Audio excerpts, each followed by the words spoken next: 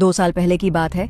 तब मैं mummy papa और अपने 2 बड़े भाइयों के साथ एक छोटी सी कॉलोनी में रहती थी, जहां सिर्फ 10 एक जैसी 2 मंजिला इमारतें थीं। हम नीचे वाले हिस्से में सोते थे और दोनों भैया ऊपर। जिंदगी बिल्कुल सामान्य चल रही थी जब तक वो अजीब सुबह नहीं आई। उस दिन बहुत तड़के मेरी नींद मम्मी और बड़े भैया आदित्य की ऊंची आवाज से खुली। मैं उनींदी से उठकर तैयार होने लगी ही थी कि भैया अचानक मेरे कमरे में आए और मुस्कुराते हुए बोले, चल तुझे कुछ अजीब दिखाता हूँ।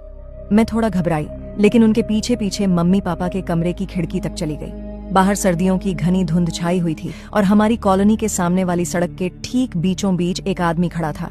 उसने सफेद कपड़े पहने थे, ऊपर हल्का भूरा कुर्ता और कंधों पर क्रीम रंग की शॉल लिपटी थी। उसका चेहरा ढका हुआ था, बस आंखें दिख रही थीं और वो सड़क किनारे घनी झाड़ियों को एकटक घूर रहा था।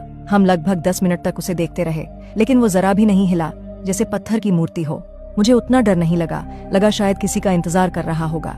लेकिन जब मैं स्कूल जाने के लिए भाई के साथ स्कूटी पर निकली और उसके पास से गुजरी, तभी उसकी आंखें अचानक मेरी तरफ घूमी। सिर्फ उसकी आंखें दिख रही थीं, फिर भी मुझे साफ महसूस हुआ कि वो मुस्कुरा रहा है। मेरे रोंगटे खड़े हो गए। दोपहर में जब मैं वापस लौटी, वो अब भी उसी जगह खड़ा था, उसी दिशा में देखता हुआ। शाम को पापा ने बताया कि उन्होंने उससे पूछने की कोशिश की कि वो वहाँ क्यों खड़ा है, लेकिन उसने एक शब्द नहीं कहा, न ही पलक झपकाई। उस रात पापा ने पहली बार घर के सारे दरवाजे और खिड़कियां अच्छे से बंद करने को कहा। मुझे पूरी रात ऐसा लगा जैसे कोई बाहर से हमें देख रहा हो। अगली सुबह जब मैं भागकर खिड़की तक गई, सड़क खाली थी। वो आदमी गायब था, जैसे कभी था ही नहीं। लेकिन आज भी सोचती हूँ, वो झाड़ियों में आखिर देख क्या रहा था और क्या वो सच में मुस्कुरा रहा था।